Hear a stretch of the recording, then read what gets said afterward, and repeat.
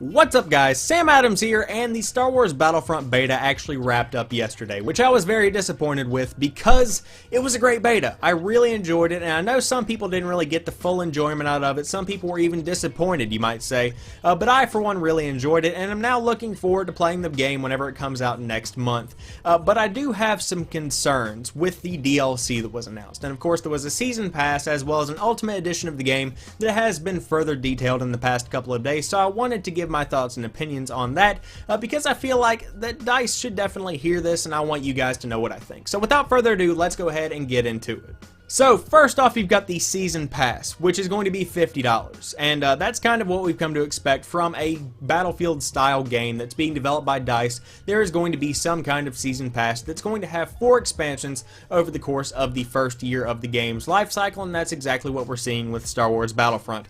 Now, each individual expansion has not been detailed, and they probably won't be up until about a month before they come out, but what has been detailed is that those that have the Season Pass for Battlefront are going to get access to each map pack 2 weeks early before the general population, so to speak, gets access to it, which of course is always very nice for those that dish out the $50 to support the game, I guess, just because a Mile High Club feels like a good way to support the people that really love the game, that put all their money into the game. It's just a nice little cherry on top of the cake, so to speak, and I am in support of that kind of thing. And there's also an exclusive emote, which is the little dance that people do in Destiny, and there's also this kind of thing in Star Wars Battlefront, so it's kind of tied into Han from the earlier movies, whenever it's like Han shot first, whenever he's having the conversation with Guido in the cantina there, and it's a nice little throwback to the movie, and I suppose that's pretty cool, and for $50 all of this can be yours. Then there's the Ultimate Edition of the game, which is going to be $120.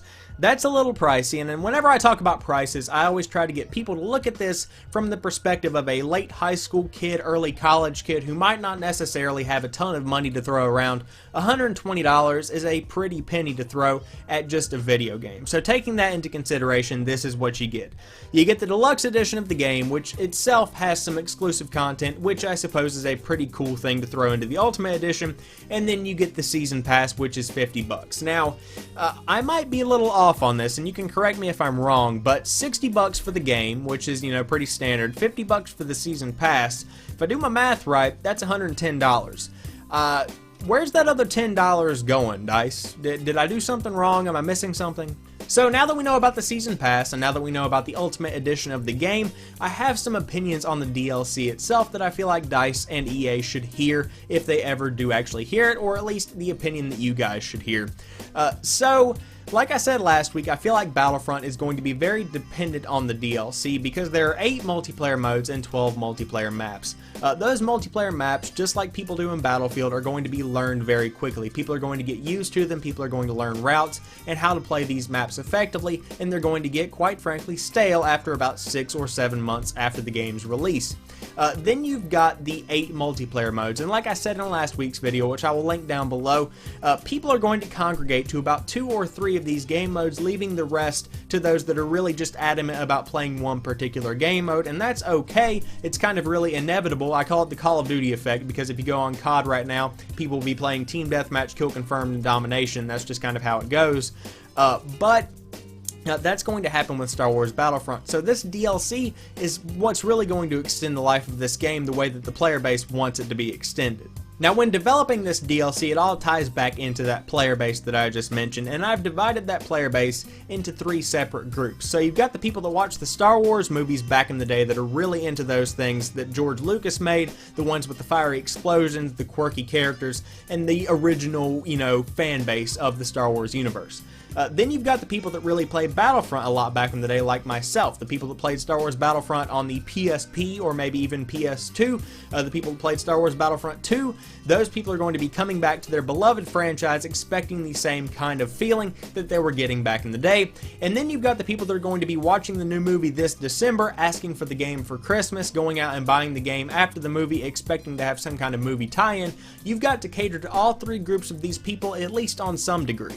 So to wrap it up, I have a message to the guys that are working on the DLC for Star Wars Battlefront.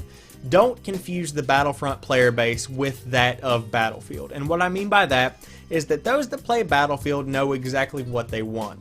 You've got the guys that are really into guns and tanks and stuff that can really have a good time looking at all the deep, detailed, aspects of Battlefield. And then you've got the guys like me that just want to go online, fire different guns, figure out which ones are the best, and have a good time with their buddies. Battlefield DLC can cater to all of those things because they do a good job with those maps, they do a good job with the map layout, and they do a good job with the additional guns that are added to the game, and that is not a problem. With Battlefront, however, you've got the player base that is divided 3 different ways, and you're going to have to cater to all 3 of these different groups of people on some level. You've got to have some movie tie-in DLC, which of course you've got planned, but you're going to have more over the course of the life of the game.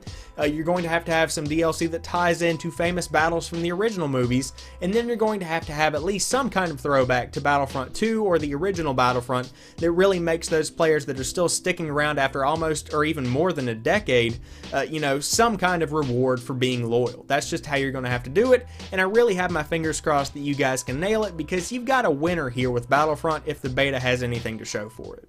So there you guys have it. I hope you've enjoyed this video. If you did, drop me a like down below and comment what you think about Star Wars Battlefront. Do you think that there's going to be plenty of content in the base game, or is that DLC really going to be more or less a necessity to really get the most out of the game? Let me know what you think in the comment section down below, and if you've never seen any of my other videos, be sure to head over and check out some of that other content, because I do upload new stuff like 3 or 4 days a week depending on the week, so there's always something new on the channel when you drop by here to watch some videos.